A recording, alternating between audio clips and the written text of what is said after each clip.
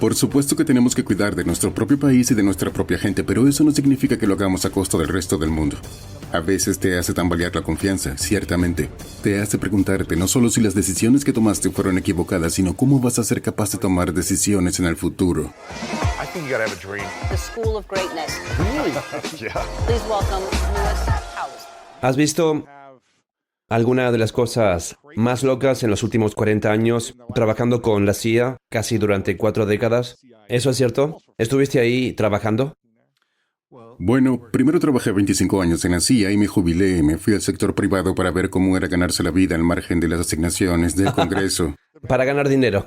Sí. Bueno, al menos durante un tiempo. Luego volví durante los 8 años de la administración Obama, 4 de ellos en la CIA, así que 29 años en la CIA y 4 años más en la Casa Blanca.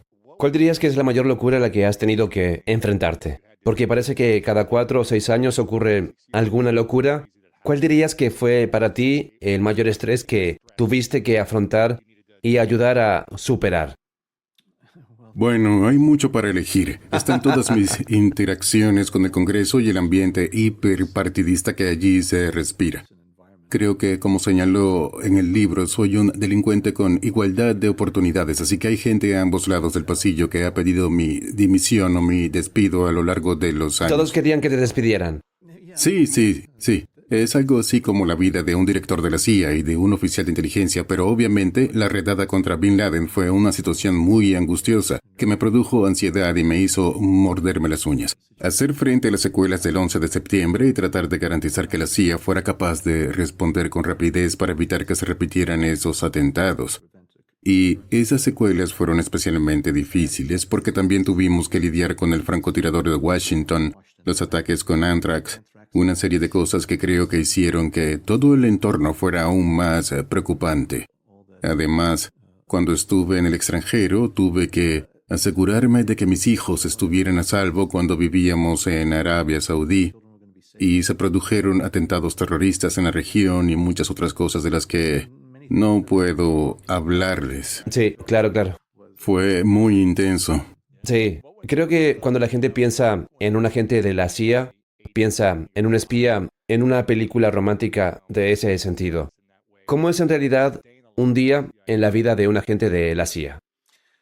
Sí, una de las cosas que creo que es importante es la terminología, porque mucha gente se refiere a los espías de la CIA como empleados de la CIA. Pero en nuestro léxico, al menos, los oficiales de la CIA que se dedican a realizar espionaje se llaman oficiales de casos. Son oficiales de operaciones, son los que están entrenados en el oficio del espionaje y salen e intentan reclutar a ciudadanos extranjeros para espiar contra sus países. A eso se dedican. ¿De verdad? Sí, y es a esos ciudadanos extranjeros a los que se denomina espías o Ajá. activos o agentes de la CIA, lo que es un poco confuso porque los agentes del FBI son empleados reales del FBI. Son los estadounidenses que están en el FBI que llevan a cabo sus responsabilidades policiales. Así que hay una diferencia de punto de vista, una diferencia de léxico. Pero de nuevo, los agentes de la CIA... Y yo empecé en la CIA muy brevemente como oficial de casos para Así que ir al estabas extranjero. trabajando con otras personas de otro país para intentar obtener información que utilizar para nuestro país. Cierto, eso es lo que hacen los oficiales de los casos de la CIA. No trabajan necesariamente con oficiales de otros países. De hecho, a menudo cuando van al extranjero, y la mayoría de las veces van al extranjero, no se sabe que son oficiales de la CIA. Tienen otros personajes. Tal vez tengan una tapadera oficial. Como empleados de otra agencia o departamento gubernamental, pueden trabajar en embajadas, pero no se sabe que son oficiales de la CIA, porque tienen que operar encubierto para reunirse con ciudadanos extranjeros que van a cometer básicamente traición contra sus propios países. Loco. ¿Cómo convences a alguien que tiene orgullo de un país? Tal vez ya no lo tienen. ¿Cómo los convences de trabajar esencialmente para ti contra ese país? Bueno, es interesante porque creo que los extranjeros que deciden trabajar para la CIA lo hacen por diversas razones y motivaciones. Algunos viven en países en los que los derechos humanos, la apertura política y la libertad de expresión están muy reprimidos.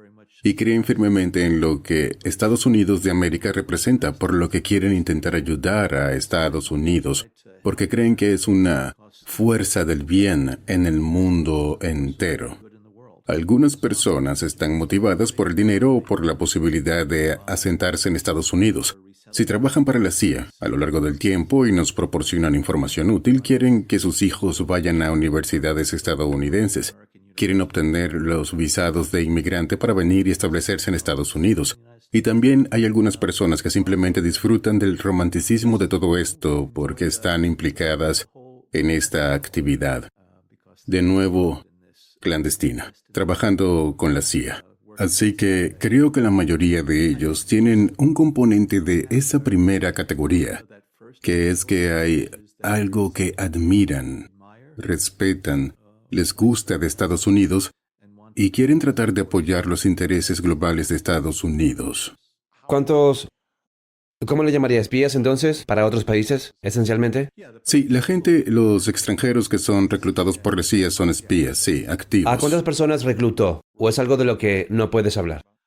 No, bueno, no lo hice. Como he dicho, empecé muy brevemente en la CIA como oficial de casos, pero luego me di cuenta de que no tenía, creo, las habilidades, los intereses para hacer eso. Realmente es una profesión muy difícil porque tienen que adoptar estos personajes falsos básicamente y tratar de cultivar relaciones con ciudadanos extranjeros y tratar de desarrollar una relación que les va a permitir luego reclutar a estas personas para trabajar en nombre del gobierno de los Estados Unidos. Me resulta difícil tergiversar quién soy y por eso pasé a las filas analíticas de la CIA. Ahora bien, también fui jefe de estación en el extranjero, en Oriente Medio, en la década de 1990 y supervisé esas actividades de espionaje.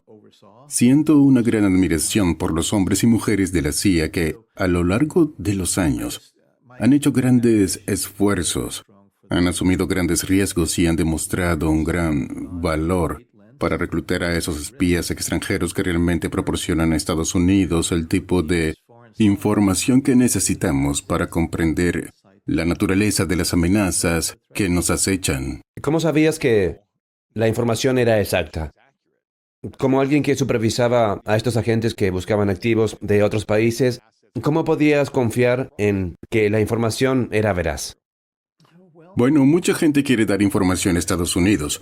Su información oscila entre la más precisa y fiable y la más engañosa y falsa. Corresponde a los oficiales de la CIA tratar de determinar si alguien está diciendo la verdad o no. Y hay diferentes formas de hacerlo. Hay formas de validar o verificar la información. Hay técnicas y herramientas que se utilizan para tratar de averiguar si alguien está siendo honesto, incluyendo el polígrafo. La CIA suele someter exámenes poligráficos a ciudadanos extranjeros que espían para nosotros. Esas pruebas no son necesariamente determinantes de la verdad, pero a menudo, entonces, hacen que uno se concentre en decir la verdad. Y también hay un historial a lo largo del tiempo. De nuevo, puedes verificar el acceso de alguien, verificar que la información o los documentos que puede estar proporcionando son verdaderos. También tienes que asegurarte de que no se trata de lo que se denomina una trampa, es decir, que un servicio de inteligencia extranjero presenta a alguien, a un presunto agente de la CIA, para ver si va a ser reclutado o no, para sacar a la luz actividades de inteligencia de la CIA.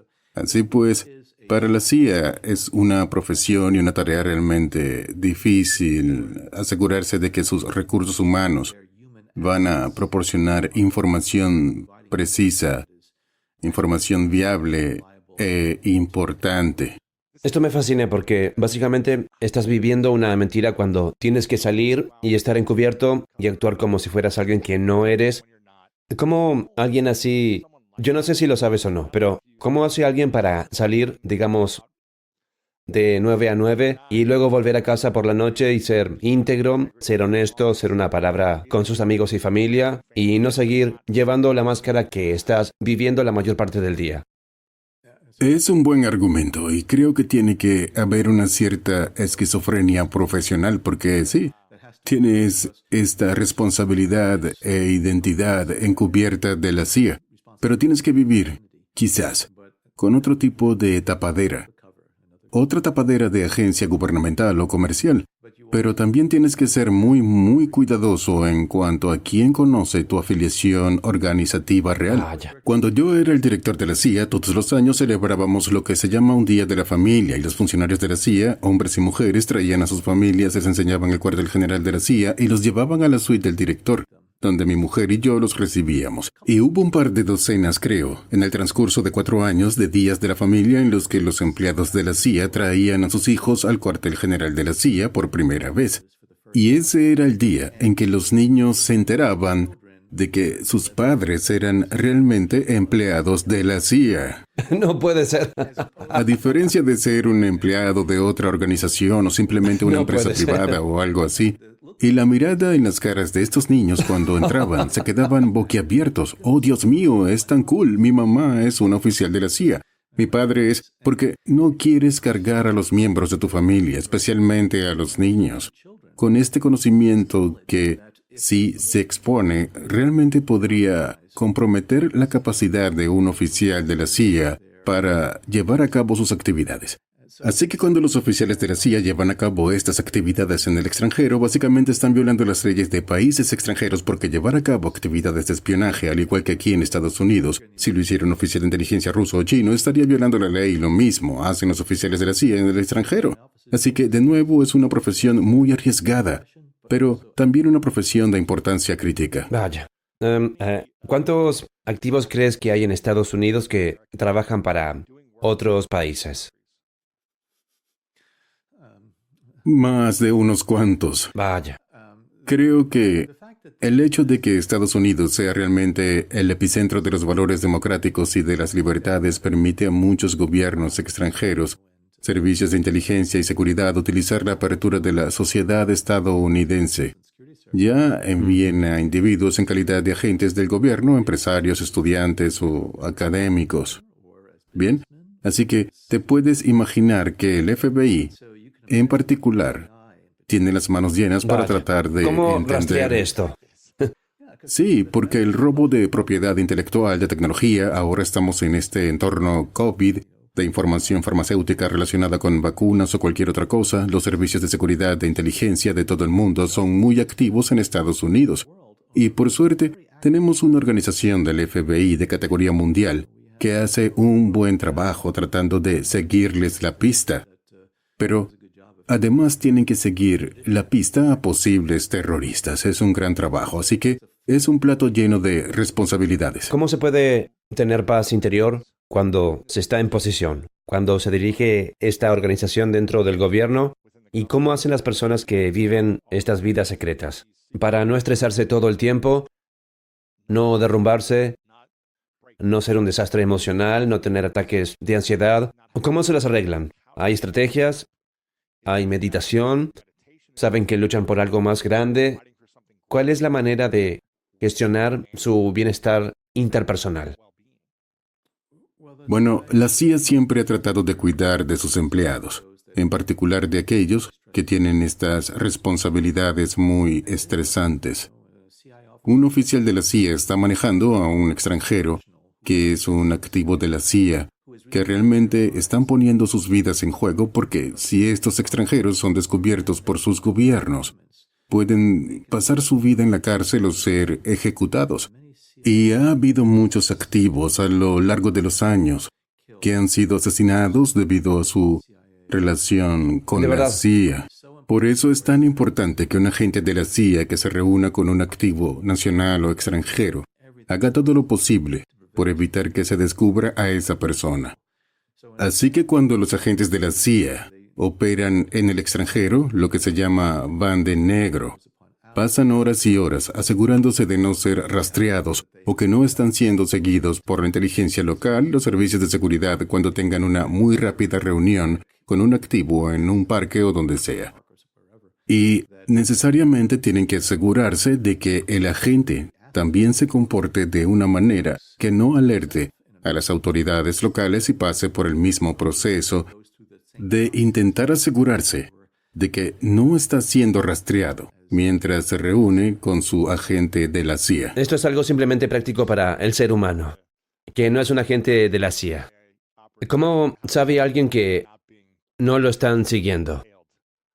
¿Cómo te quitas a alguien de encima? Bueno, hay ciertas técnicas. No voy a revelar el oficio de la CIA, pero los oficiales de la CIA pasan por un extenso entrenamiento y llegan muy lejos. Hay formas y técnicas con las que, al menos, se puede tener una gran confianza en que se está libre de cualquier observación. A veces se necesitan medios muy innovadores y creativos, incluido el uso de disfraces o lo que sea, así que creo que a lo largo de los 73 años de existencia de la CIA, más o menos, hemos desarrollado una serie de técnicas y aprendido lecciones que fueron muy importantes para esto. ¿Hay algo más básico que pueda compartir y que sea una práctica común o conocida? Bueno, creo que los disfraces son bastante conocidos como forma de enmascarar la propia identidad. Sin embargo, se ha convertido en un reto mucho mayor como resultado de todos los avances tecnológicos, sobre todo en las 2 últimas décadas, especialmente con la evolución y la explosión del ámbito digital, porque el entorno actual en el extranjero es tal que las formas tradicionales de cruzar fronteras o de operar clandestinamente en países extranjeros ya no son válidas. En el pasado, los servicios de inteligencia podían fabricar pasaportes, así como visados, y luego entrar en los países con un puñado de billetes de 50, como se suele decir, operar y seguir corriendo grandes riesgos. Pero no tenían que preocuparse por los circuitos cerrados de televisión ni por el dominio digital, porque cada vez que utilizas una tarjeta de crédito o un cajero automático o con un iPhone, estás alertando. Estás haciendo ping en alguna parte. Así es. Así que el reto para los oficiales de la CIA es operar en este entorno digital muy ocupado. Y digamos que operan... Ahora mismo es casi imposible.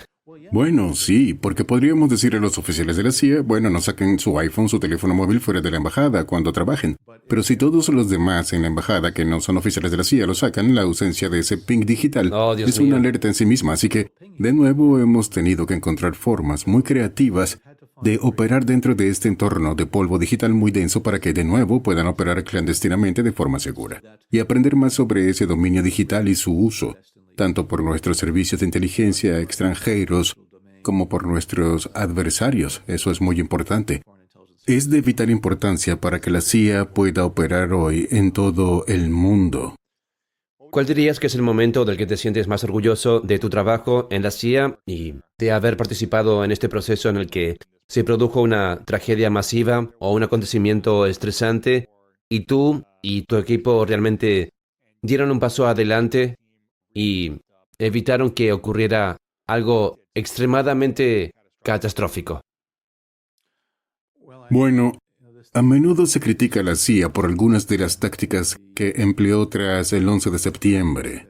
Y la gente tiene un malentendido. La CIA no es una organización sin escrúpulos. No decide hacer las cosas por capricho propio.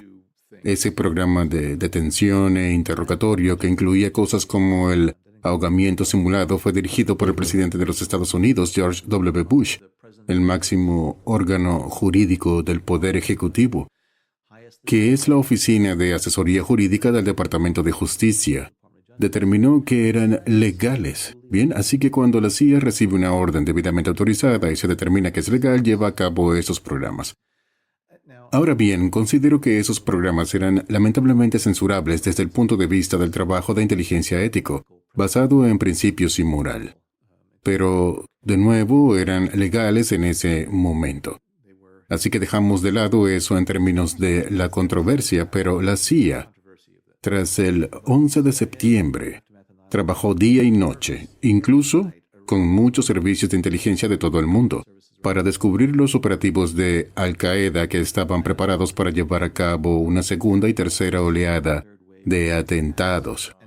Y había un plan muy bien desarrollado por Al-Qaeda para llevar a cabo una serie de ataques aéreos contra la costa oeste de los Estados ¿En serio? Unidos que iban a ser lanzados desde el sudoeste asiático. Sí, la financiación, los recursos fueron adquiridos, los operativos fueron identificados, los vuelos y otras cosas. Y fue solo gracias al tremendo trabajo que la CIA hizo junto con otros departamentos y agencias estadounidenses, pero principalmente fue la CIA la que detuvo esos ataques posteriores, que podrían haber sido bastante horribles. La CIA fue la primera en desplegarse en Afganistán tras el 11 de septiembre, Fueron las botas de la CIA sobre el terreno antes que las botas militares estadounidenses. Un oficial de la CIA fue el primero en morir en Afganistán antes de que ningún militar estadounidense muriera allí tras el 11 de septiembre. Así que hubo un montón de cosas que, por desgracia, para sus oyentes, no puedo entrar en detalles. Fueron actos extremos y muy valientes en los que participó la CIA. Y, de nuevo, algunos de ellos, de los que se llevaron a cabo, creo que fueron muy desafortunados. Pero hay un fuerte historial de éxito allí. Este dominio público donde iba a atacar Al-Qaeda en la costa oeste, iban a atacar San Francisco y Los Ángeles, había edificios específicos que querían atacar, o es... No estoy seguro de lo que se ha hecho público o no. Sé que había reconocimiento público de esto. Algunos de ellos se detallan en libros anteriores. Las rutas de vuelo se identificaron, pero tenían objetivos elegidos. Y así fue debido al trabajo de la CIA para interrumpir todo eso.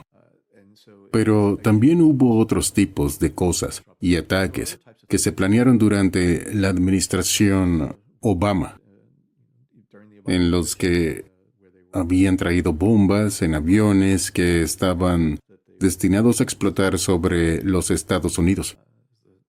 El infame día de Navidad de 2009, cuando alguien llamado Abdul Muttalab, de nacionalidad nigeriana, estaba a bordo de un vuelo que aterrizó en Detroit y se le incendiaron los pantalones. Y recibí una llamada en casa y detallé esto en las memorias, que no sabían lo que estaba pasando, porque se incendiaron los pantalones de esta persona mientras descendían en el aeropuerto de Detroit. Bueno, trató de detonar un artefacto explosivo improvisado que había sido escondido en su ropa interior. Y hubo un pequeño error allí. Así que no detonó, solo ardió. Esto es Al-Qaeda. Planeaban derribar este avión sobre Detroit con resultados que podrían haber sido catastróficos. Y hubo otros intentos de hacer lo mismo hacia Chicago y otros esfuerzos. Así que se trata de amenazas muy serias. Afortunadamente, ninguna de ellas fructificó de la forma en que desgraciadamente lo hizo el atentado del 11 de septiembre, debido, de nuevo, creo, al muy valiente trabajo que hizo la CIA y otros. Trabajó muy estrechamente con Obama, ¿verdad? Sí, durante los 8 años de la administración Obama, durante los primeros 4 años, fui su asesor de seguridad nacional y contraterrorismo. Mi despacho estaba en el ala oeste, casi justo debajo del despacho oval, así que subía y bajaba las escaleras para verle varias veces al día. Y luego, en el segundo mandato, fui director de la CIA, así que sí, es una persona muy, muy impresionante y siento una gran admiración por él.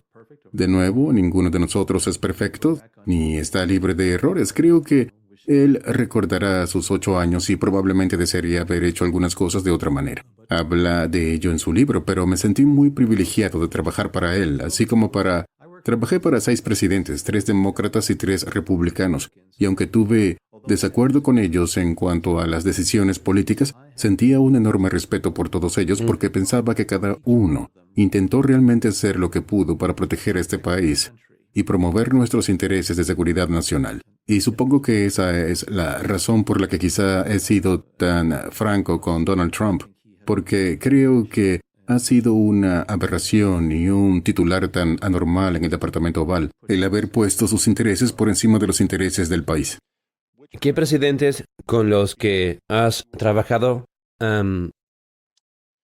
crees que ha gestionado mejor las crisis nacionales o que ha sido el más inspirador, en tu opinión, por la forma en que se presentó y respondió en función del nivel de estrés y crisis que se produjera? Bueno, llegué a conocer bastante bien a 4 de ellos. A George H.W. Bush, Bush 41, le conocí mejor. De hecho, cuando ya había dejado el gobierno, pero fue director de la CIA antes de convertirse en presidente de los Estados Unidos. Fue director de la CIA durante 1 año y siempre atesoró esa experiencia. Vaya. Así que mi mujer y yo íbamos a Houston y cenábamos o almorzábamos con el presidente Bush o con Barbara Bush y fue muy, muy agradable. Es alguien que, dado que fue 8 años vicepresidente director de la CIA, sirvió en el Congreso y fue embajador en China, tenía una enorme experiencia. Así Por ejemplo, en la Guerra del Golfo de 1990-91 adoptó un enfoque muy mesurado y experimentado. Tuve el privilegio de ser el informador diario de inteligencia del presidente Bill Clinton durante un año, así que me sentaba con él en el despacho oval. Informador de inteligencia durante un año, así que me sentaba con él en el despacho oval y repasábamos lo que se llama el informe diario del presidente, y él es alguien que realmente tenía un intelecto muy impresionante, podía absorber enormes cantidades de información, procesarla, y tenía un tremendo poder de memoria, podía recordar cosas que yo le había informado meses antes, que yo había olvidado hacía tiempo. Muy impresionante. George W. Bush. Creo que era muy íntegro y que algunas personas de su entorno, incluido su vicepresidente, le asesoraron mal en la decisión de ir a la guerra con Irak, pero tras el 11 de septiembre, la forma en que reunió a este país, así como la forma en que habló tan enérgicamente y se aseguró de que la gente no viera esto como un ataque del Islam a Estados Unidos. Insistió mucho en que no había que culpar de esto a los musulmanes o al Islam. Se trata simplemente de un grupo de terroristas depravados. Así que creo que manejó la situación muy bien. Creo que cometió algunos errores políticos después, pero Barack Obama creo que se merece el apodo de Obama sin drama, porque siempre fue capaz de recibir incluso la información más desconcertante de una manera muy mesurada y tranquila. Y también tenía una capacidad casi única para ver las relaciones mucho más allá de la información que se le presentaba. Parecía estar siempre jugando al ajedrez en 6 dimensiones, porque siempre buscaba, bueno, si muevo mi pieza de ajedrez en este tablero, ¿cómo afecta mi posición en el otro tablero? Y siempre hacía preguntas adicionales para entender las implicaciones de una decisión política que pudiera tomar en un determinado momento y sus consecuencias. Así que los presidentes que llegué a conocer eran diferentes, todos ellos, pero todos. Una vez más eran impresionantes y se tomaban muy en serio sus responsabilidades en materia de seguridad nacional y también valoraban enormemente la inteligencia. Eso no significa que confiaran en todo lo que decíamos, cuestionaban los informes de inteligencia y a mí también, pero apreciaban mucho el toma y da, así como el trabajo y los sacrificios que hacían los oficiales de inteligencia. Vaya, así que dirías que te hiciste más cercano con Obama porque lo veías casi todo el tiempo. Sí, con regularidad, a altas horas de la noche. Temprano por la mañana tenía que subir a la residencia privada o llamarle y despertarle o hablarle. Así llegas a conocer a la gente. Wow. ¿Qué puedes compartir sobre el escenario Bin Laden?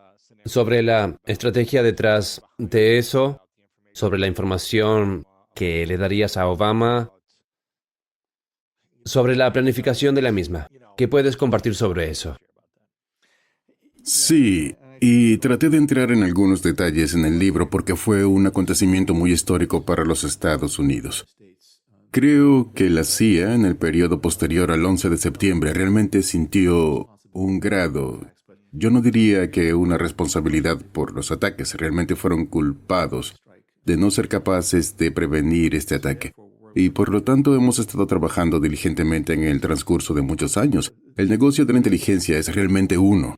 En él tratas de encontrar todas las diferentes piezas del rompecabezas. Nunca vas a conseguir todas las piezas y tratas de entender lo que esas piezas del rompecabezas revelan en términos de la imagen.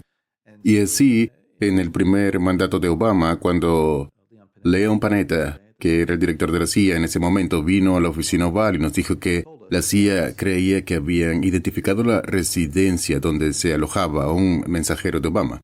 Y sabíamos que si éramos capaces de identificar a los portadores que estaban interactuando con Obama, podrían ser capaces de llevarnos entonces a los portadores de Bin Laden. Sí. No Barack Obama. ¿Por qué? No. Sí. Fue Osama Bin Laden. Sí, así que era emocionante, pero también sabíamos que había algunos desafíos reales allí. Y cuando nos dijeron que este complejo estaba en un lugar llamado Abbottabad, que también era el lugar donde básicamente estaba el equivalente pakistaní de West Point, ahí es donde entrenarían a los oficiales militares. Así que nos hizo preguntarnos si los pakistaníes estaban escondiendo allí a Bin Laden y dándole protección, y entonces provocó o desencadenó un esfuerzo de meses para tratar de obtener la mayor información posible sobre quién estaba en ese complejo realmente. Entonces pudimos observar a un individuo alto que caminaba por el complejo y hacía ejercicio, y lo llamamos el paciente. Y no sabíamos si ese paciente era Bin Laden o no, pero Barack Obama quería que pensáramos en opciones, en términos de si era Bin Laden. ¿Qué haríamos? Y ¿Fuiste capaz de entonces, seguir esto a través del satélite o a través de cómo estás viendo esto? o todo lo anterior. Permítanme Cualquier cosa que decirlo de esta puedas manera. encontrar. Sí, queríamos aprovechar nuestras redes de fuentes humanas, queríamos usar diferentes tipos de sistemas técnicos de recolección, ya sea formas de observar esa área o formas de recoger señales de inteligencia. Así que, de nuevo, este es el trabajo de los oficiales de inteligencia, para juntar todo lo posible para, de nuevo, tratar de entender lo que realmente parecía ese rompecabezas. Y las opciones que se consideraron fueron atacar el complejo con misiles. Eso fue descartado por una variedad de razones. Una es que habría causado muchas bajas civiles en la zona, pero también no habríamos tenido confirmación de que era Bin Laden quien estaba allí, así que finalmente nos decidimos por el asalto en helicópteros y las fuerzas especiales de Estados Unidos, los SEAL de la Marina de Estados Unidos. Y fue una operación muy intensa, angustiosa y muy secreta. Y fue un verdadero testimonio, no solo de la dedicación y el trabajo de los profesionales de inteligencia, sino también del talento, las habilidades y el coraje de nuestras fuerzas especiales. Así que ahora estás esencialmente orquestando todo esto, lo estás planeando con Barack día tras día durante un mes o dos, estás en la maleza. Bueno, había mucha gente. Yo era el asesor antiterrorista del presidente, pero trabajé muy estrechamente con Tom Donilon, que era el asesor de seguridad nacional en la Casa Blanca, y con el presidente Obama y el vicepresidente Biden, y luego Leon Panetta en la CIA, y luego Bill McRaven, que era almirante, que básicamente dirigió y supervisó todo este asalto. Así que era básicamente una trifecta del Departamento de Defensa, la CIA y la Casa Blanca. Y fue diseñado para tratar de garantizar el máximo secreto, porque sabíamos que Bin Laden no iba a permanecer en ese complejo para siempre, porque los líderes de Al-Qaeda iban a ciertos lugares y luego se marchaban a cabo de un tiempo porque temían que se descubriera su ubicación. Así que trabajamos contrarreloj. Sin embargo, también sabíamos que una de las cosas que Bill McRaven nos dijo cuando decidimos el asalto en helicóptero era que teníamos que hacerlo de acuerdo con el ciclo lunar, porque cada 28 días uno quería asegurarse de que va a haber la menor cantidad de luz de la luna para que los helicópteros puedan viajar a Pakistán y el asalto pueda tener lugar. Así que tienes una ventana de 3 o tal vez 4 días cada 28 días, así que nos entrenaron para programar el asalto de modo que coincidiera con la menor cantidad de luz de luna y también con el clima. Es fascinante. Y también sobre las condiciones del terreno, así que sí, Es fue una fascinante. orquestación. Así que tenía que ser un día esencialmente con menor cantidad de luz. Correcto, cada 28 días trataríamos de optimizar eso. Y así decidimos que iba a tener lugar ese día, 1 de mayo. Vaya. Así que cuando dijiste, esto está sucediendo, estamos haciendo esto y vamos a estar haciendo esto de esta manera, ¿cuántos meses y cuántos días se tarda desde bien? Esto está sucediendo, esta es la forma en la que va a suceder, esto es lo que va a entrar. ¿Cuánto tiempo pasó hasta que realmente sucedió? Bueno, fue a principios de septiembre cuando Leon Panetta vino a la Casa Blanca y nos habló de este complejo que podría ser de hecho la ubicación de Bin Laden. Y no fue hasta el 1 de mayo que tuvo lugar el asalto, así que fue a lo largo del otoño y el invierno. Luego fue en febrero o marzo cuando se redujeron las opciones y se tomaron las decisiones sobre cómo seguir adelante.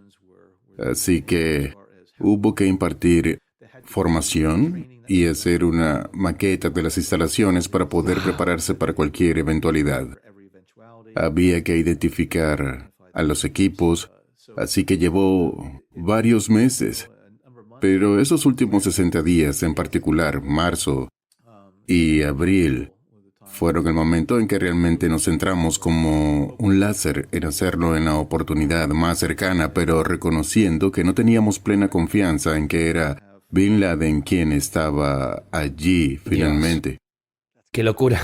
El momento más angustioso para mí fue cuando, tras el asalto, estábamos seguros de que habíamos capturado a Bin Laden y llevaban su cuerpo de vuelta a Afganistán en helicópteros. Pero esos helicópteros tardaron 90 minutos en Dios volver a mío. entrar en Afganistán. Y para entonces, las fuerzas de defensa aérea pakistaníes estaban en alerta.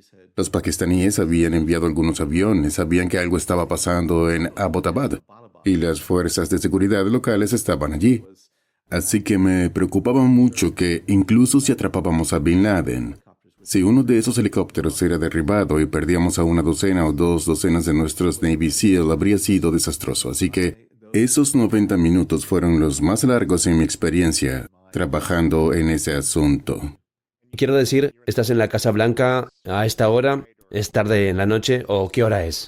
Sí, bueno, empezamos muy temprano en la mañana. Creo que llegué a la bodega alrededor de las 6 de la tarde ese día.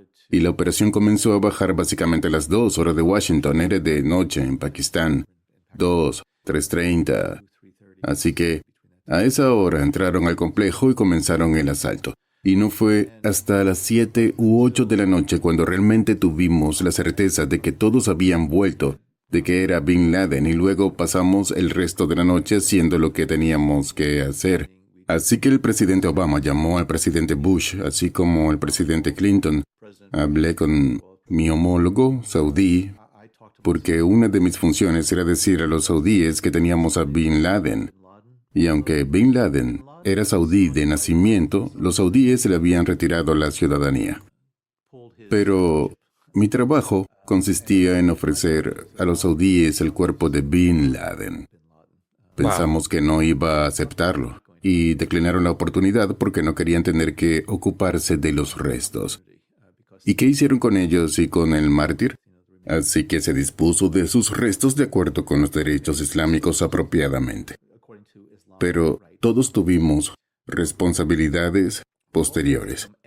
Llamando a nuestros homólogos, hablando con el Congreso y otras cosas. Y luego el presidente Obama, creo que fue un poco antes de la medianoche, dio su discurso no solo a la nación, sino al mundo. Así que ahora mismo en mi despacho estoy mirando una foto que me ha dado.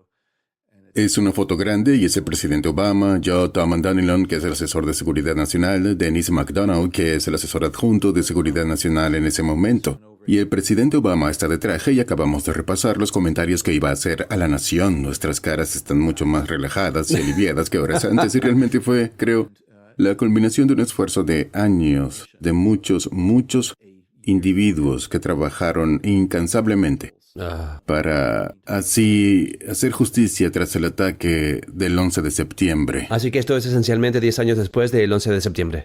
Sí. Y esto es algo que ustedes han estado tratando de encontrar durante una década y averiguar cómo resolver, esencialmente. ¿Cómo fue este sentimiento? ¿Pudiste celebrarlo? ¿Tomaron un sorbo de champán? ¿Tomaron té juntos? ¿Bailaron? ¿Qué se siente cuando tienes 10 años de tensión acumulada por un momento de culminación? Sí, bueno, la icónica foto de muchos de nosotros sentados en no la sala de situación de la Casa Blanca, es en una pequeña antesala y estamos reunidos alrededor de una mesa. Estábamos mirando a una pantalla y la secretaria de Clinton tenía la mano sobre la boca. Obama se levanta y todos se sientan. Pues no. Obama está sentado en una silla y tiene esa mirada intensa y todos estamos, porque eso es justo cuando la operación estaba cayendo, cuando recibimos la palabra Jerónimo y Bin Laden había caído, había sido capturado. Así que no hubo celebración, ni júbilo, ni aplausos. Fue un momento muy sombrío, hosco, incluso fue un momento sagrado, si puedo usar ese término. Porque creo que nos dimos cuenta de que éramos los encargados de garantizar que se hiciera justicia tras el 11 de septiembre. Así que no había emoción, había una sensación de logro, pero era una sensación tranquila. Nos miramos unos a otros, la gente y el presidente decía bien hecho. Así que no nos felicitábamos los unos a los otros, sino que decíamos esto era tan importante y se hizo tan bien. Y el trabajo en equipo fue tan fuerte que, de nuevo, sentimos que estábamos en el gobierno, en la Casa Blanca, con estas funciones. En el momento en que se unió todas estas piezas del rompecabezas, y como cuento en el libro, a eso de las 12:30, más o menos de la mañana, cuando me iba a marchar, salí para meterme en el auto, pero el exterior del ala oeste de la Casa Blanca estaba más claro de lo habitual, más brillante, y podía oír ruido. Y mientras salía por las puertas del ala oeste, pude oír desde el Parque Lafayette, la plaza que hay justo al lado de la Casa Blanca, escenario de las manifestaciones más recientes, lo que sea, este resplandor, porque las luces estaban encendidas y había gente con bocinas y gritaban: Estados Unidos, Estados Unidos, CIA, Me están entrando CIA. escalofríos ahora mismo. Lo sé, y me pasa siempre, porque fue la primera vez ese día en que mis emociones pudieron más que yo, porque estás corriendo con la adrenalina y tratando de asegurarte de que haces todo lo necesario para que la misión tenga éxito y garantizar que el presidente tenga todo lo que necesita. Y entonces salir y oír eso y oír a los estadounidenses a altas horas de la madrugada mostrando su aprecio y respeto por lo que se hizo, por todo el trabajo, me produce escalofríos, incluso ahora. Solo de Dios, me pensarlo. emociono. Se me pone como si la piel de gallina. Esto es increíble. ¿Dónde estabas el 11 de septiembre? ¿Te acuerdas? Obviamente. Así es, yo era subdirector ejecutivo de la CIA, que es básicamente el subdirector de operaciones de la agencia, un alto funcionario de la CIA. Estábamos en la reunión matinal que celebraba el personal ejecutivo y justo al final de la reunión entró el jefe de nuestro centro de operaciones y dijo: un avión acaba de chocar contra el World Trade Center. No había más detalles que eso en cuanto al tamaño del avión o la gravedad de que... Pero todos nos mirábamos y sabíamos que Al-Qaeda estaba intentando llevar a cabo algún atentado, incluso en el interior del país, pero no teníamos, por desgracia, los detalles de cuándo iba a ocurrir o el objetivo. Así que terminamos la reunión y todos nos volvimos a nuestra oficina, y mi oficina estaba justo enfrente de la sala de conferencias donde se celebraba la reunión.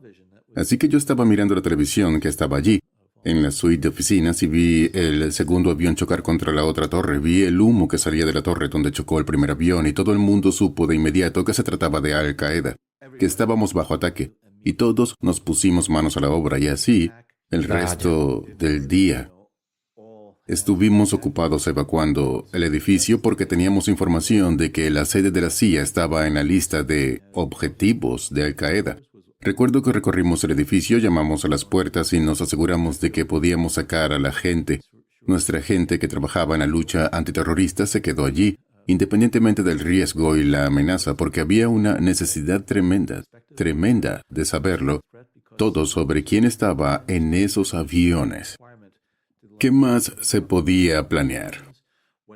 Y había atascos en las calles y carreteras de los alrededores.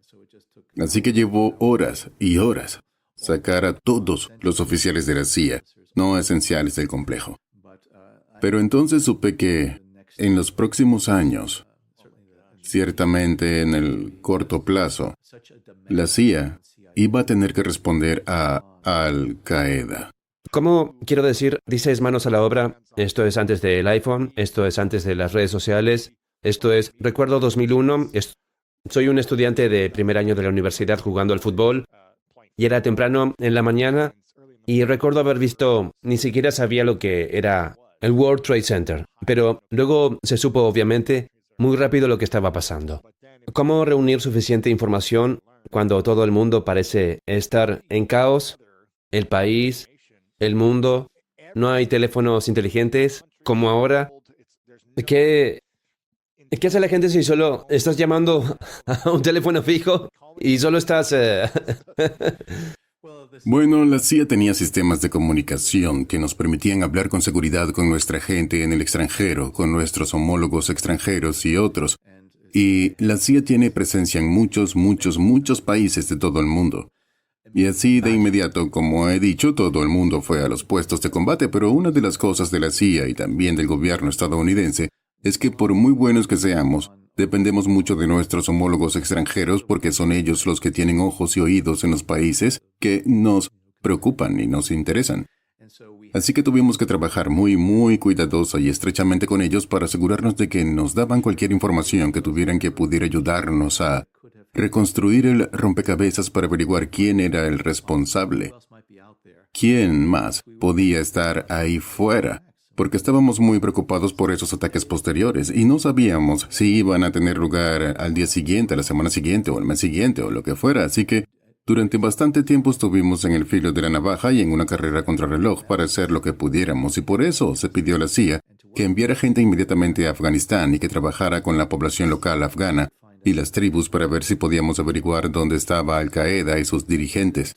Y eso llevó a la llegada del ejército estadounidense a Tora Bora y a la ofensiva contra las zonas en las que estaban escondidos. Y fue entonces cuando Al Qaeda se dispersó. Y entonces se convirtió en un esfuerzo de años para tratar de encontrar, desbaratar y desmantelar toda la organización de Al Qaeda.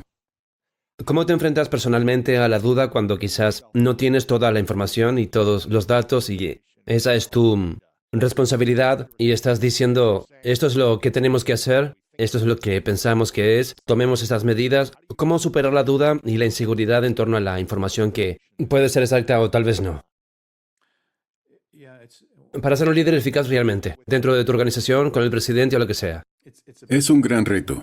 Y la cuestión es que la CIA tiene programas de formación muy intensivos e intenta asegurarse de que entiendes exactamente qué tipos de información son importantes, cómo evaluarlos, cómo determinar, cómo recopilar más información. Pero luego, cuando estás en estos puestos de responsabilidad, y creo que una de las lecciones importantes que aprendí es saber cuándo tienes que tomar una decisión y cuándo no hay tiempo para esperar más. Pero también, una de las habilidades críticas de los oficiales de inteligencia y de los responsables políticos es intentar asegurarse que comprendes las lagunas de tu conocimiento. Y yo siempre les digo a los oficiales de inteligencia que van a informar a la Casa Blanca, lo que sea, que se aseguren de que las personas a las que informan entiendan que lo que están compartiendo no es la totalidad Bien, ¿es el 20%, el 10%? Sí. Puede que solo tengamos 10 piezas del rompecabezas y que aún queden 100 por encontrar, así que hay que entender el contexto y asegurarse de que se aprecian las lagunas en el conocimiento y la confianza que se tiene en él.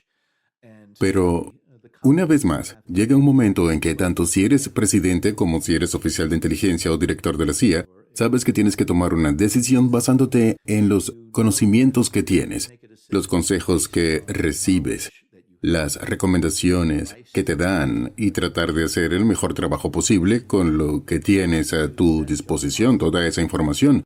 Y si miro atrás en mi carrera, he tomado decisiones basándome en los datos que disponía, basándome en la idea que tenía de cuál era la decisión correcta. Cometí errores con los que tendré que vivir el resto de mi vida. Siempre volvía atrás e intentaba preguntarme por qué no había salido como pensábamos. Y, de nuevo, aprender lecciones de ellos.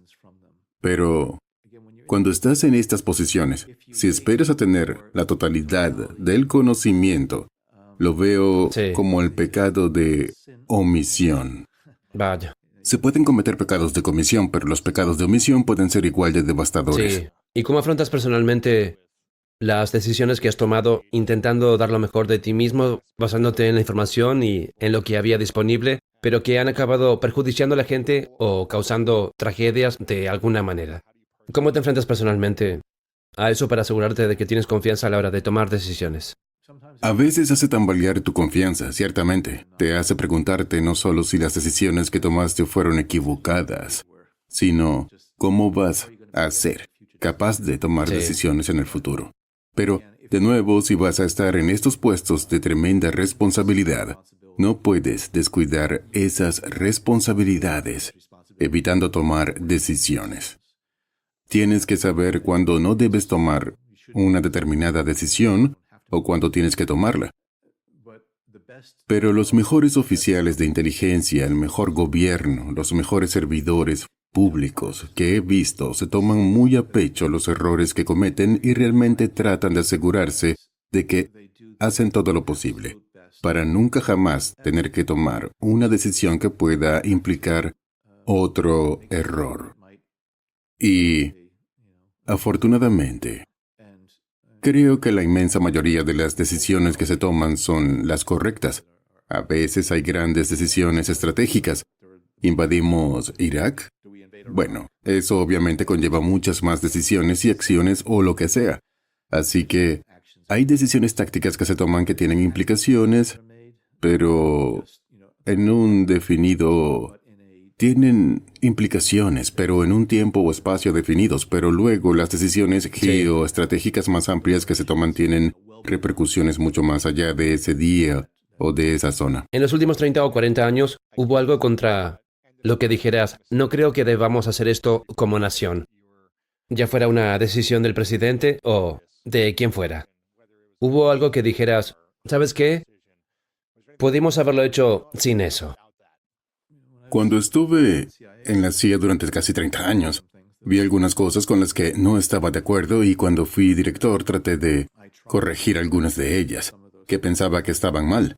La CIA estuvo involucrada en algunas cosas como el derrocamiento de gobiernos en nuestra historia, ciertamente durante la Guerra Fría, cuando existía esta rivalidad aún, esta competencia y una tensión casi existencial entre Estados Unidos y la Unión Soviética. Y así, hubo una carrera para tratar de ganar el favor en diferentes partes del mundo. De lo que hablo también en el libro es de que soy muy contrario a cualquier tipo de difusión de desinformación. Creo que la difusión de falsedades es la propaganda. Y los servicios de inteligencia, incluidos los estadounidenses, lo han hecho a lo largo de los años para promover sus intereses. Pero, en primer lugar, creo que es incompatible con los valores de nuestro país. Creo que puede ser muy perjudicial si se descubre, pero también creo que Estados Unidos debería ser visto realmente como un faro de la verdad en contraposición a las falsas calumnias, solo para avanzar en algún programa o proyecto en particular.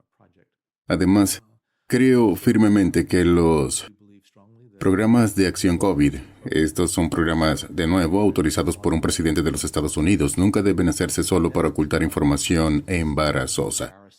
Creo que a veces hay que esconder la mano de Estados Unidos en el extranjero, pero también creo que debemos asumir más responsabilidad por el tipo de cosas que hacemos como una forma de mostrar cómo opera un país en el entorno internacional de forma responsable y sensata.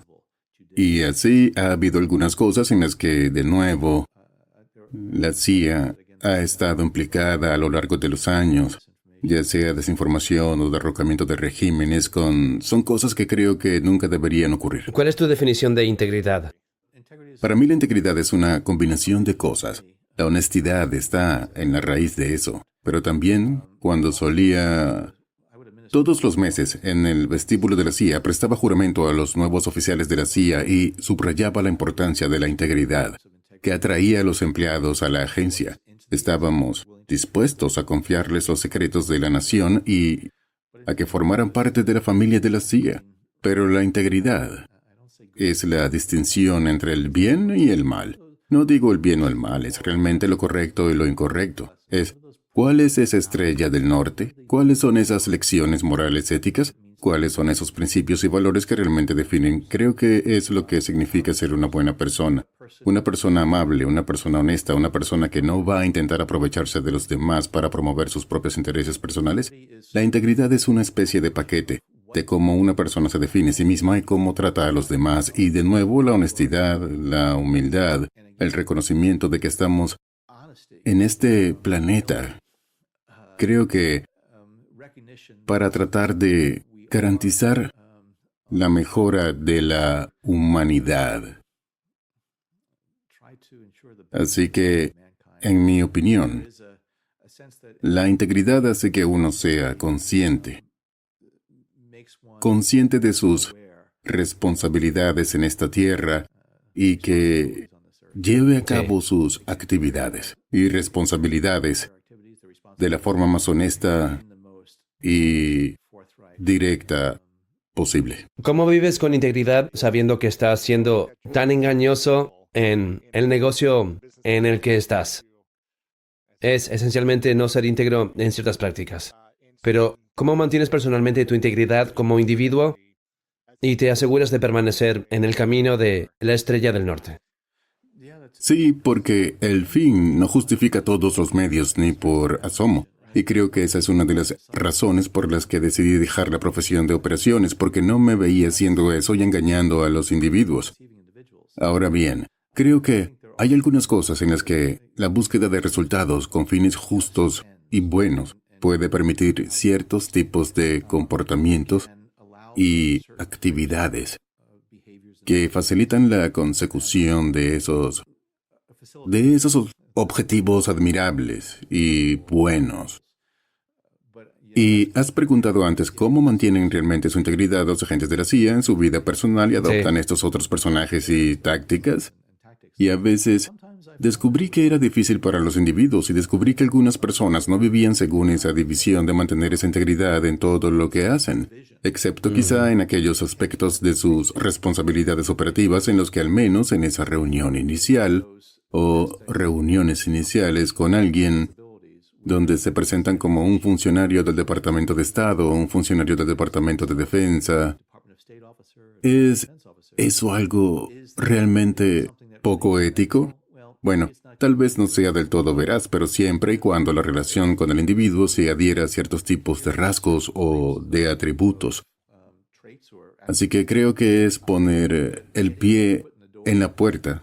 Tal vez no siendo totalmente transparente. Supongo que tal vez lo estoy racionalizando, pero Claro. no lo considero necesariamente falta de Lo principios o entiendo. una Es mentira. encontrar justicia a través de estas acciones. Tengo curiosidad por saber cuánto, quiero decir, mucho de esto viene a mí de entender la identidad, porque digamos que para mí, como un exjugador de fútbol, y veo esto hoy en día, donde a veces los chicos hacen cosas mal fuera de la cancha o del campo o lo que sea, hacen cosas malas, ¿verdad? Golpean a sus esposas o hacen ciertas acciones agresivas que reflejan estar en el campo de fútbol. Y recuerdo que como jugador de fútbol nos entrenaron para tener esta identidad de infligir dolor, golpear con ira, hacer estas ciertas acciones y vivir en esta persona, esta identidad. Luego te quitas las protecciones y se supone que eres un ser humano cariñoso y vulnerable. ¿Cómo aborda la CIA la formación en identidad y psicología en términos de fabricación? Porque tienes que interpretar un papel y luego interpretar otro diferente. Eso tiene que ser un reto, ¿verdad? Psicológica y emocionalmente para algunas personas. Sí, creo que es una gran pregunta para casi todo el mundo. Y tienes razón, yo también practiqué muchos deportes. Depende mucho del liderazgo y del modelo que ofrecen los padres, los profesores y los entrenadores también. Recuerdo cuando jugaba al baloncesto en la secundaria y jugábamos contra un equipo mejor clasificado que el nuestro, y sus jugadores aprovechaban cualquier oportunidad. Si el árbitro no estaba mirando, agarraban la camiseta, daban codazos, lo que fuera. Recurrían a cualquier táctica para ganar, y solo con verlos y ver al entrenador con ellos era casi alentador. Y así algunas personas tienen este enfoque de ganar a toda costa, y esto lo inculca a los individuos entonces esa actitud y enfoque de la vida que va más allá del campo de fútbol o la cancha de baloncesto o lo que sea. Es la forma en que trabajan en los negocios o en cualquier profesión que tengan o hacen trampa en la escuela. Así que creo que tenemos que volver a tener un sistema educativo más fuerte. Y comienza a una edad muy temprana para tratar de distinguir entre el bien y el mal.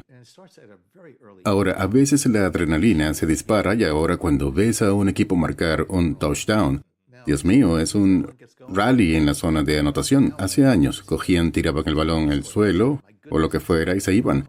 Creo que la cultura ha cambiado mucho, pero creo que hay que tener discusiones abiertas, muy abiertas y honestas sobre lo que es apropiado y lo que no lo es. Predicar con el ejemplo ese modelo de conducta. Una de las cosas de la que me di cuenta fue que en la CIA, como director, todo el mundo estaba pendiente de lo que hacía, de lo que decía, y tenía que ser siempre muy consciente de que no estaba enviando señales involuntarias o de que la forma en que decía algo se reciba de una manera que no era la prevista. Porque lo que una persona hace en la cima, lo que un entrenador dice o lo que un entrenador hace realmente tiene resonancia luego con los miembros del equipo. Así que creo que para los oficiales de la CIA, para los oficiales de inteligencia, asegurarse de que entienden exactamente cuáles son sus obligaciones en el frente profesional, en el frente personal, qué significa tener integridad profesional y personal, cuáles son los límites dentro de lo que hay que trabajar. Y creo que uno de los retos a los que se enfrentan los funcionarios de la CIA es que el hecho de que algo sea legal no significa que sea ético o esté basado en principios, como en el caso del programa de interrogatorios. Así que lo que intenté hacer cuando estaba en la CIA fue, en primer lugar, asegurarme de que todo lo que hacemos es legal, es coherente con los valores que creo que la CIA debe encarnar, es coherente con la ética y los principios de los Estados Unidos y la principal agencia de inteligencia deben hacer, y todo el mundo va a tener su propia estrella del norte individual que se ha formado en el transcurso de su vida. Pero creo que si volvemos a tal vez solo un mejor sentido de lo que es correcto e incorrecto, pero por desgracia, demasiada gente opta por el mal, incluidos los políticos de hoy en día, que sirven de modelo, especialmente a nuestros jóvenes estadounidenses, para el engaño, la deshonestidad, la falta de integridad, la falta de decencia. Desgraciadamente, esto está siendo emulado por todas partes, lo cual es lamentable en todo sentido. ¿Cuáles dirías que son algunas cosas prácticas que puedes compartir para entender si alguien está mintiendo o no? ¿Hay algunos consejos que podrías dar de práctica común que has podido ver? ¿Sabes si hay algunas cosas que realmente podrías averiguar sobre una persona cuando hace estas cosas o está diciendo una mentira? Bien, creo que la gente percibe cierta incomodidad en la forma en que uno se mueve o se maneja cuando alguien cambia su versión de los hechos o de una historia. Suele ser un buen indicio. Y así encontrarás que la gente que intenta librarse de la culpabilidad de algo dan una versión de lo que pasó y luego la siguiente versión será ligeramente diferente. Decir la verdad, por lo general, ya sabes, creo que está impreso en tu cerebro, los acontecimientos tal y como los recuerdas, a diferencia de tratar de tergiversar los hechos tal y como fueron. Y así hay algunas cosas que creo que los oficiales de la CIA tratarán de evaluar y detectar cuando están tratando con un activo potencial o un extranjero de interés. Y de nuevo, las historias que la gente teje en ocasiones los delatan con bastante rapidez. ¿Cuál fue el mayor reto que tuviste que superar personalmente de tus años de trabajo con la CIA? ¿Fue aprender a ser un mejor líder? ¿Fue el desarrollo de la confianza? ¿Fue alguna habilidad que tuviste que desarrollar? ¿Cuál fue el mayor reto al que te enfrentaste cuando empezaste y que superaste, en el que creciste de forma positiva y que ya no es un reto para ti como lo era antes? Creo que probablemente fue todo lo anterior. Aprendí algunas lecciones realmente dolorosas. La primera vez que ocupé un puesto directivo en la CIA, no tenía ninguna formación para ello.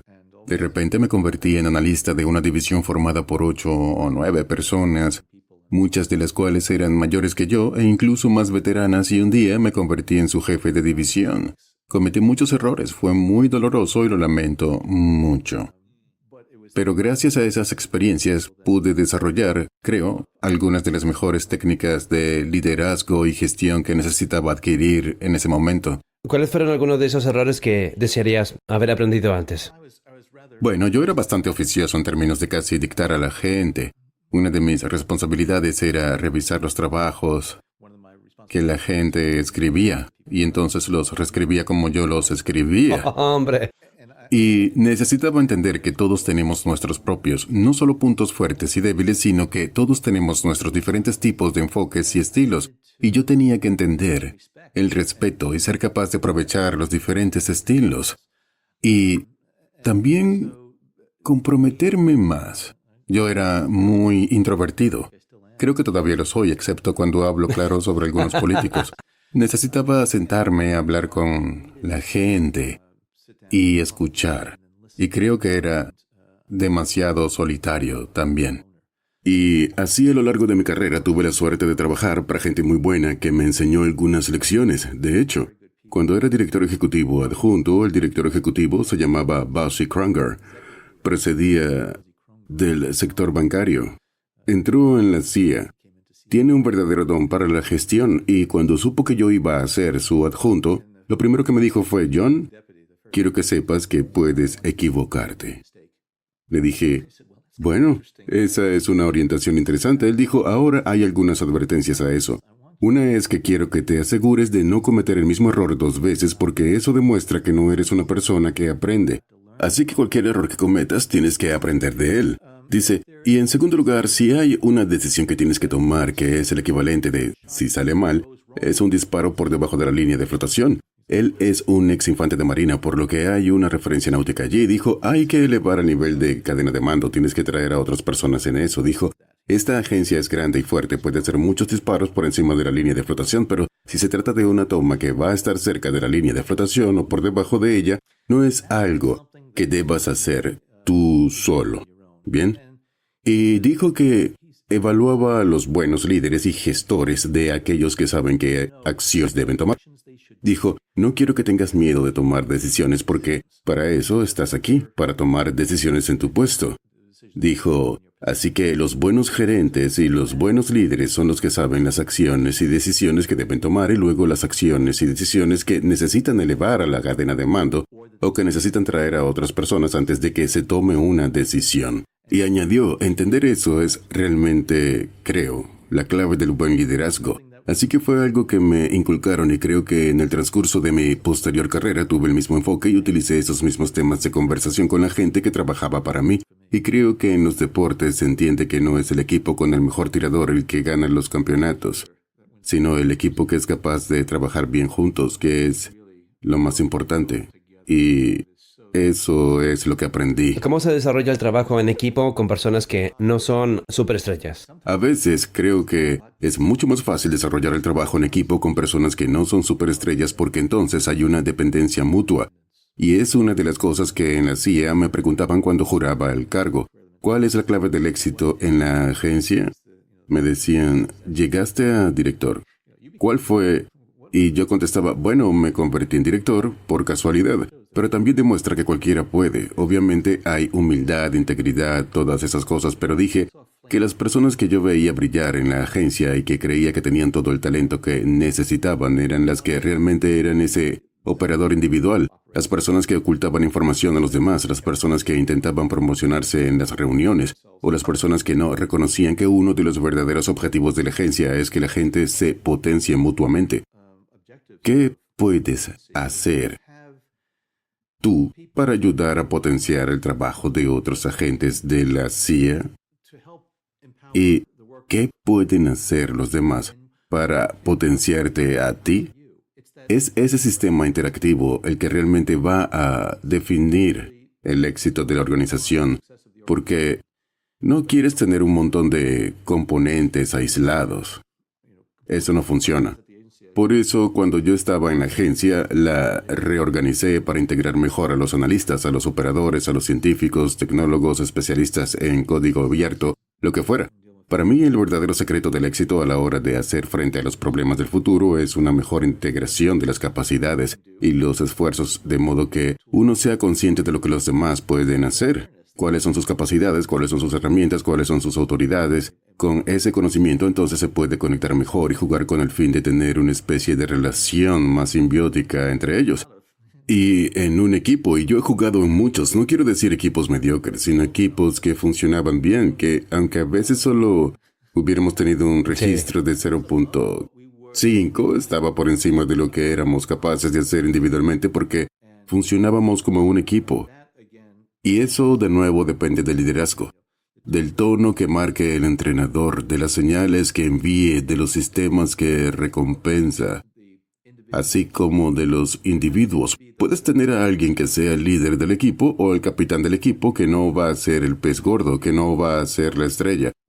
Son los que van a motivar, los que van a seguir dando ejemplo. Y para mí, esa es la diferencia entre el éxito y el fracaso de cualquier organización o empresa. Así que ese componente de equipo, esa interdependencia mutua, ese reconocimiento de que todo es mayor que la suma de las partes es realmente muy, muy importante. Y yo no reconocí eso cuando era un primer gerente, un líder de una agencia. Tuve que aprender con el tiempo que tenía que confiar más en otras personas.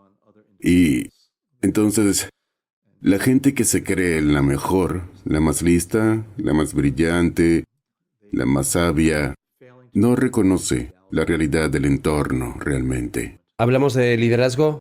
Ha trabajado con 6 de los mayores líderes del país. ¿Crees que los presidentes, cuando son votados y elegidos, ya son grandes líderes? ¿O cree que se convierten en grandes a través de los errores, la adversidad y los retos que se enfrentan en su presidencia? No creo que nazcan siendo grandes líderes. Creo que algunos de ellos tienen algunos rasgos e inclinaciones innatas que les permiten convertirse en muy buenos líderes. Si pensamos en los miembros del Congreso, tanto en el Senado como en la Cámara de Representantes, son legisladores. Puede que tengan que supervisar a su personal, pero en realidad no dirigen organizaciones, empresas o lo que sea. Creo que hay ciertas habilidades que van unidas a eso. Si nos fijamos en Donald Trump, él era la cabeza CEO de una organización familiar, básicamente a presión. No creo que desarrollara ninguna habilidad de liderazgo real allí, pero vi que los presidentes que llegué a conocer bien mientras eran presidentes, Bill Clinton, hasta cierto punto porque yo era su informador diario, pero luego Bush y Obama, los vi en el transcurso de sus mandatos de 8 años, que cada uno de ellos sirvió realmente madurar en términos de su comprensión hacia los desafíos políticos que tenían que hacer frente. Y alcanzaron un mayor conocimiento. Y con un mayor conocimiento, pienso que puedes ser un líder más sabio. Así que creo que todos ellos desarrollaron ciertos rasgos y características, especialmente en sus segundos mandatos. La decisión de George Bush de invadir Irak en 2003, no creo que lo hubiera tomado en su segundo mandato, realmente. ¿De verdad? Porque creo que, de nuevo, habría desarrollado un mejor sentido de cuáles iban a ser las implicaciones de esa decisión. Pero tras el 11 de septiembre y Afganistán o lo que fuera, creo que se vio arrastrado por esa corriente de Modo de reacción. recomendaciones. Sí. Sí, y un montón de recomendaciones que la gente que quería invadir un Irak, independientemente de la inteligencia, estaban decididos a seguir. Y con Barack Obama, creo que entró en el despacho Oval con visiones y objetivos muy fuertes e idealistas, y creo que mantuvo su idealismo, pero también se vio influido significativamente por las experiencias que tuvo, las realidades prácticas de tratar con estas cuestiones muy difíciles, tanto a nivel nacional como internacional, comprendiendo mejor lo que es posible y factible, tratando de optimizar esas cuestiones y esos resultados que él sentía que podía lograr. Y reconociendo que había algunas cuestiones aquí que estaban básicamente más allá de la solución que él de hecho favorecía. Y creo que, al igual que cuando fui director de la CIA durante casi 4 años, me di cuenta de que había algunas cosas que me parecían muy importantes y que había que hacer.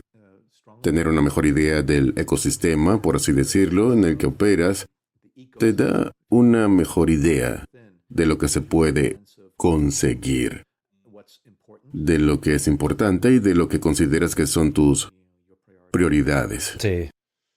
Esto es fascinante. ¿Dónde crees que estaríamos como país si no hubiéramos invadido Irak? Bueno, creo que, en primer lugar, Oriente Medio sería radicalmente diferente porque fue la invasión a Irak y luego la implosión de Irak lo que permitió a ISIS, el Estado Islámico de Irak y Siria, crecer y establecer un califato o lo que sea y devastar Irak y Siria. Ha tenido un impacto tremendo en toda la región. No estoy diciendo que no hubiéramos tenido problemas con Saddam Hussein, que sin duda era un líder autoritario, despiadado y sangriento. Pero la invasión de las rocas desencadenó una cadena de acontecimientos que tuvo enormes repercusiones en toda la región, indudablemente. Como país, creo que la invasión de Irak realmente distrajo bastante de todos.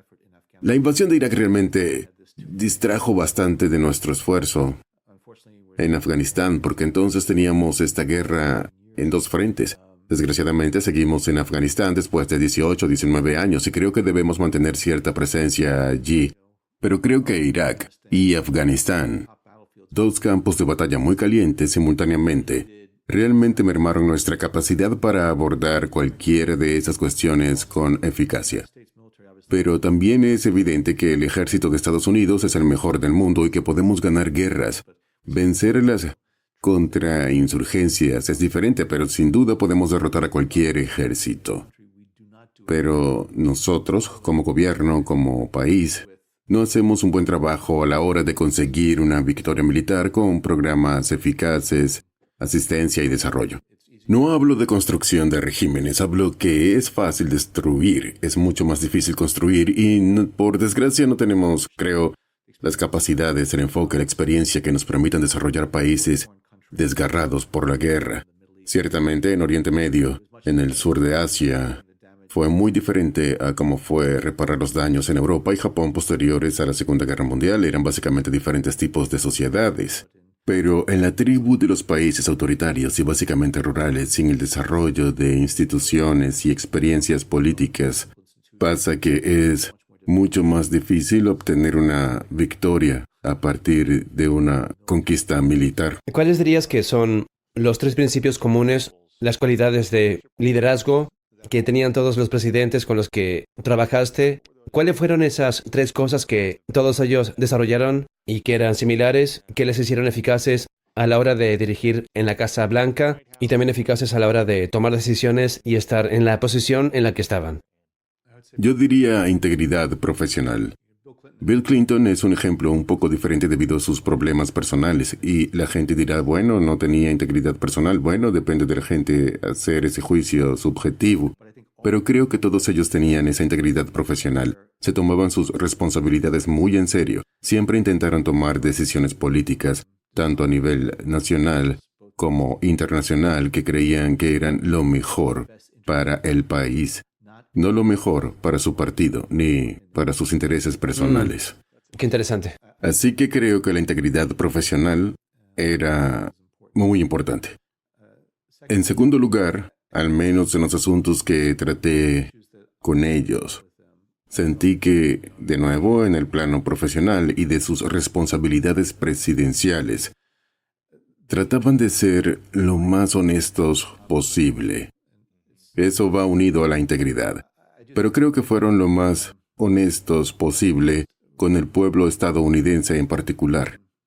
Y también intentaron asegurarse de que los estadounidenses entendieran lo que estaba ocurriendo. Creo que en diversos grados. Todos trataron de hacerlo. Sí. En tercer lugar, todos reconocieron que la fuerza de Estados Unidos en la escena mundial depende en gran medida de la fortaleza de nuestras alianzas y asociaciones y que debemos asegurarnos de que cuidamos esas relaciones y no las damos por sentadas. Y eso es importante porque en los últimos 75 años, Estados Unidos ha sido el líder del mundo libre. Y eso se debe a la credibilidad que creo que hemos tenido y al reconocimiento por parte de muchos países de todo el mundo que dependen de ese papel de liderazgo de Estados Unidos. Y creo que todos esos presidentes lo entendieron, tenían una apreciación de la historia y del papel que Estados Unidos ha desempeñado. Y por último, creo que creen firmemente que Estados Unidos tiene que desempeñar ese papel de liderazgo en la escena mundial. Y yo creo en el excepcionalismo estadounidense, no porque seamos más listos o más brillantes o más guapos que nadie. Hemos tenido una suerte excepcional. Miren este país grande y maravilloso, con abundantes recursos naturales, tierra cultivable, ríos navegables, grandes costas marítimas, el crisol del mundo. Tenemos todas esas características de éxito. Ningún otro país la tiene. Y dada esa excepcional suerte, tenemos responsabilidades excepcionales. Y por eso, el mantra de America First, ha sido tan estridente en los oídos de gente de todo el mundo y de personas con las que sigo en contacto en el extranjero. Dicen, aquí está Estados Unidos usando su musculatura, usando todas sus ventajas excepcionales para beneficiarse a costa de los demás. Y creo que los presidentes Clinton, Bush y Obama, y antes que ellos los presidentes Bush 41, Reagan, Carter y Ford, y todos los demás, entendieron realmente que Estados Unidos tiene esta responsabilidad global tan importante que, por supuesto, tenemos que cuidar de nuestro propio país y de nuestra propia gente, pero eso no significa que lo hagamos a expensas del resto del mundo, y que cuanto más se vea a Estados Unidos como defensor del crecimiento y la prosperidad del mundo, creo que más a favor estaremos y mejor nos irá también a nosotros. Así que creo que esos presidentes tuvieron de nuevo esa integridad, intentaron realmente ser honestos, reconocer la importancia de las relaciones que Estados Unidos tiene en todo el mundo y también reconocer que Estados Unidos tiene este papel de liderazgo global tan único e importante que debemos desempeñar. Sí, creo que fue Spider-Man que dijo, un gran poder conlleva una gran responsabilidad. Y tenemos mucho poder y creo que también tenemos mucha responsabilidad de vivir en el mundo. Quiero seguir, pero quiero ser respetuoso con tu tiempo y tengo un par de preguntas finales para ti. Esto se llama la pregunta de las 3 verdades que hago a todos mis invitados al final. Así que me gustaría que imaginaras un escenario hipotético en el que sería tu último día en la Tierra dentro de muchos, muchos años y has vivido la vida exacta que quieres vivir y logrado todo lo que quieres lograr. Pero por la razón que sea, todo tu material, tu contenido, esta entrevista, este libro, tiene que ir contigo al siguiente lugar que vayas. Así que ya nadie tiene acceso a tus palabras escritas, a tu audio, a tus videos, pero tienes que dejar atrás un pedazo de papel que tiene 3 cosas para ser verdad, o tus 3 mayores lecciones que has aprendido en tu vida que dejarías atrás para el mundo como todo lo que tendrían que recordarte. Yo lo llamo las 3 verdades. ¿Cuáles dirías que son tus 3 verdades? Mis 3 verdades sobre mí mismo. 3 verdades para el mundo, 3 lecciones que te gustaría dejar atrás. Oh, vaya. Bien. Debería haberme preparado para esto. Todos somos seres imperfectos, pero eso no significa que no debamos esforzarnos por alcanzar la perfección. Reconocer que hay tanto sobre la vida que no sabemos y tal vez mucho de ello sea incognoscible, pero debemos esforzarnos por comprender todo lo que podamos sobre quiénes somos, porque estamos aquí y qué significa todo esto. La tercera es recordar que todos somos seres individuales que formamos parte de un colectivo global más amplio y que cada uno de nosotros tiene la responsabilidad de hacer algo durante nuestra corta y fugaz vida que beneficie a la humanidad de alguna manera. No sé si son verdades, pero son cosas Lecciones. cosas en las que pienso.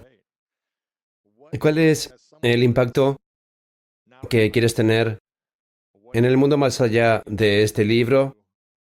Quiero que la gente lea porque apenas hemos arañado la superficie de muchas de las historias que aquí se encuentran y de las lecciones y los increíbles principios reveladores que has aprendido durante tus años de trabajo con estos presidentes y en la CIA. Pero quiero que la gente consiga este libro, My Fight Against American Enemies, at Home and Abroad, Undaunted. Así que asegúrense de leerlo, pero ¿qué es lo que quieres crear para avanzar? Bueno, es una de las razones por las que decidí escribir unas memorias, para ofrecer una visión de lo que significa trabajar en el mundo de la inteligencia y la seguridad nacional, y tratar de animar a los jóvenes estadounidenses a considerar seriamente algún tipo de servicio público a lo largo de su vida, ya sea en la inteligencia, en las fuerzas del orden, en los cuerpos diplomáticos o incluso en las comunidades locales. No tiene por qué ser el gobierno federal.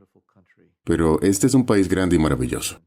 Soy hijo de un inmigrante. Mi padre emigró de Irlanda cuando tenía 28 años, en 1948.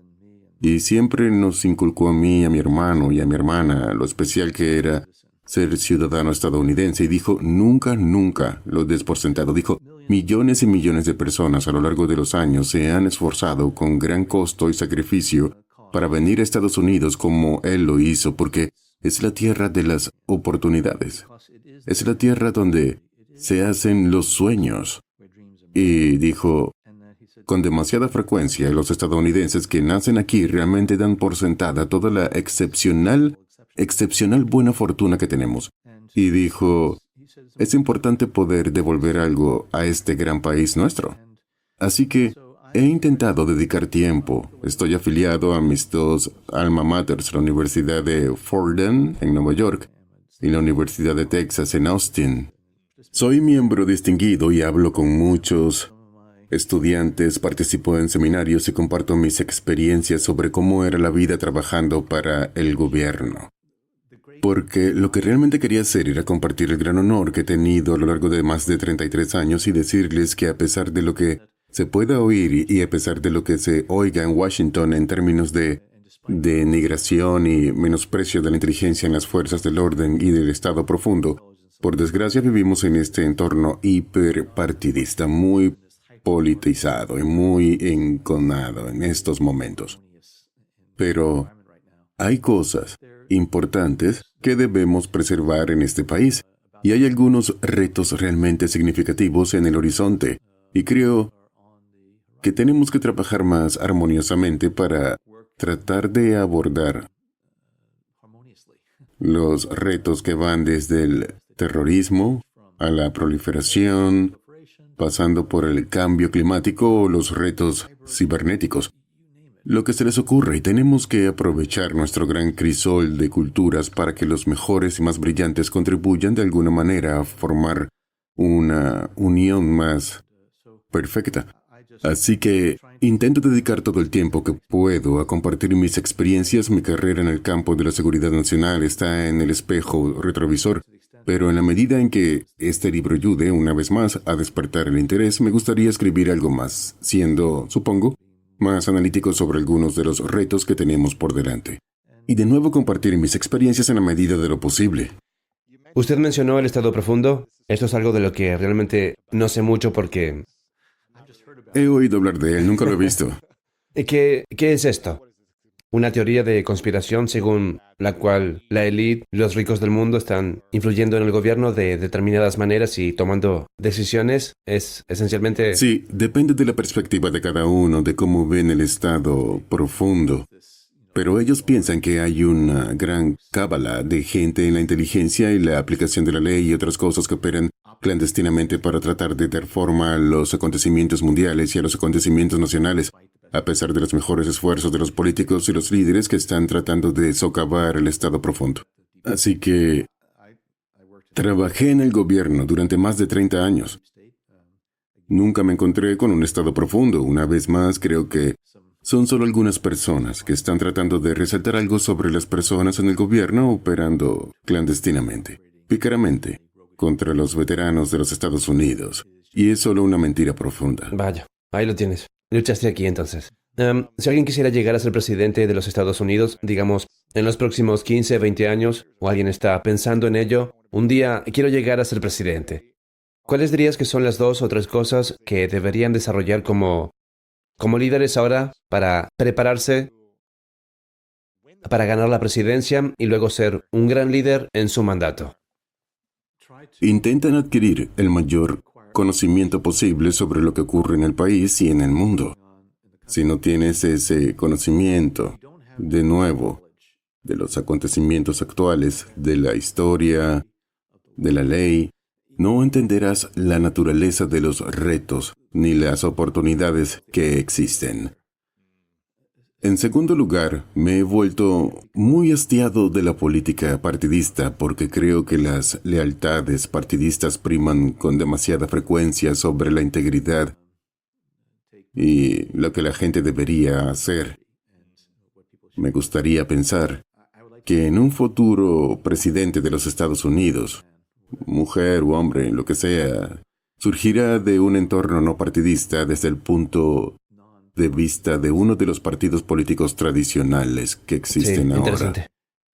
Porque creo que siempre queremos que un presidente sea un presidente de todos, no de un partido o de una base electoral concreta. Y creo que la gobernanza en el siglo XXI es realmente difícil. Tenemos que pensar en nuevos modelos de liderazgo y en las cualidades del liderazgo. Y creo que tener menos... Entiendo el partidismo. Es una característica del paisaje político. Y los partidistas pueden ser muy saludables, pero el liderazgo realmente requiere que uno trascienda el partidismo y a menudo es muy difícil. Pero también creo que un futuro presidente debe ser no ideológico, aprender más sobre el mundo y tener una comprensión mucho más pragmática y práctica de que el mundo es un lugar complejo y complicado, que no hay soluciones sencillas a los problemas difíciles a pesar de las florituras retóricas de muchos políticos, que se trata de cuestiones difíciles que realmente requieren una mejor comprensión de la naturaleza de los problemas, pero también un sentido de que podemos encontrar maneras de llegar quizás a un compromiso. Y por último, la muy desafortunada polarización que existe en este país.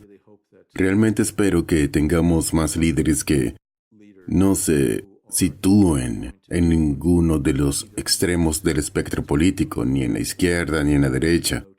No tolero a los ideólogos porque llevan anteojeras. Ven el mundo a través de un prisma muy miope y no tienen la mente abierta para ver si sus puntos de vista están un poco equivocados. Así que espero. Y por último, supongo que me gustaría pensar que los futuros presidentes van a tener la humildad necesaria para comprender cuáles son los límites de sus conocimientos y de sus capacidades, y que van a depender de muchas otras personas para tener éxito y ser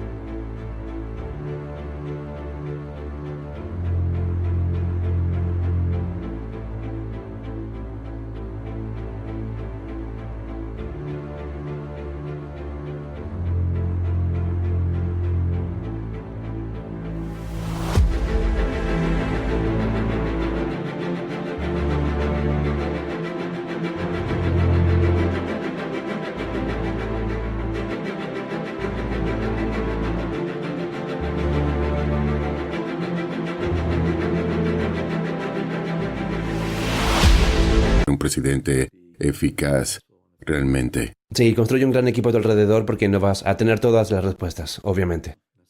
Así lo hacen los equipos Exactamente. deportivos. John, realmente te reconozco por presentarte como lo haces ahora después de servir durante tantos años. Creo que fueron 33 años en la CIA los que serviste. Sí, 29 y pico en la CIA y otros 4 más en la Casa Blanca como ayudante del presidente Obama. Te agradezco que hayas seguido adelante durante tanto tiempo como lo has hecho, a pesar de la gran cantidad de estrés, ansiedad, incertidumbre e inseguridad a la hora de tomar decisiones y de los posibles arrepentimientos, errores y peso que podrías haber tenido que soportar por otras personas. Te agradezco de verdad que dirijas con un corazón humilde y que sirvas en esta etapa de tu vida para ayudarnos realmente a educarnos y reflexionar sobre cómo las lecciones aprendidas y sobre cómo podemos mejorar como seres humanos y como país en el mundo. Agradezco que te muestres como te estás mostrando ahora. Es realmente inspirador ser testigo y ver lo que es posible como alguien que lidera a un alto nivel en un área gubernamental. Así que te doy las gracias por ello y estoy deseando que la gente se haga con este libro toneladas de grandes historias, lecciones y cosas que realmente querrás aprender. Si quieres reunir información y convertirte en un mejor líder, tienes que reunir información sobre el pasado y esto tiene un montón de esa información, así que asegúrense de revisar este libro. Tengo una última pregunta para ti.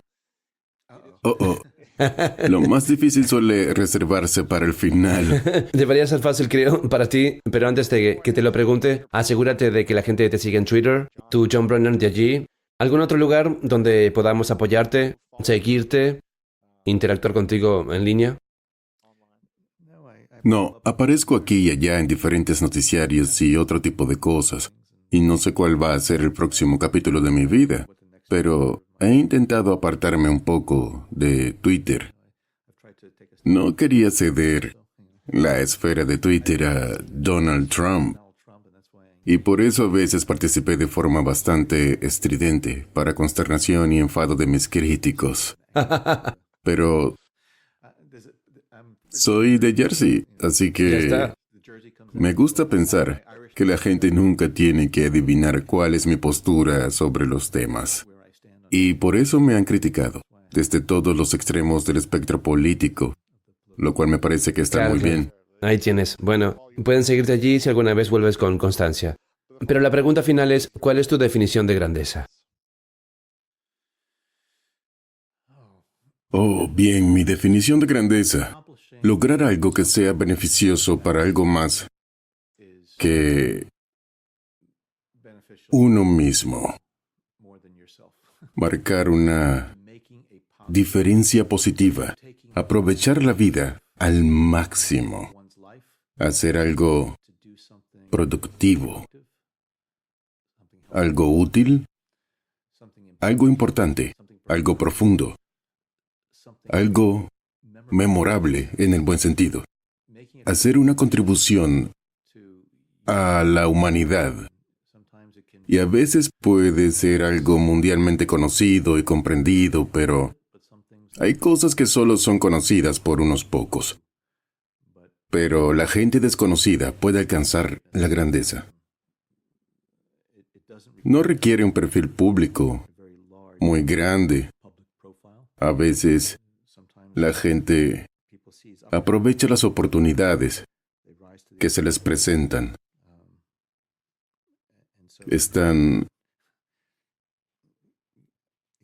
Están a la altura de las circunstancias. Para mí la grandeza es algo significativo que alguien es capaz de conseguir y lograr. De nuevo, algo que afecta más que a sí mismo. Sí, es hermoso. Bueno, John, realmente te aprecio que hayas venido. Quiero que la gente consiga el libro, Undaunted. Échale un vistazo. Y muchas gracias por tu servicio, tu liderazgo y por tu humildad de nuevo. Te aprecio. Gracias, Luis. Disfruté mucho de la conversación. Mis mejores deseos para ti. Tomas lo que quieres y lo conviertes en el camino hacia lo que yo quiero. Porque ¿cómo se supone que haría algo si no me beneficia a mí? Como en cualquier negociación, lo que quiero es un medio para obtener lo que quieres.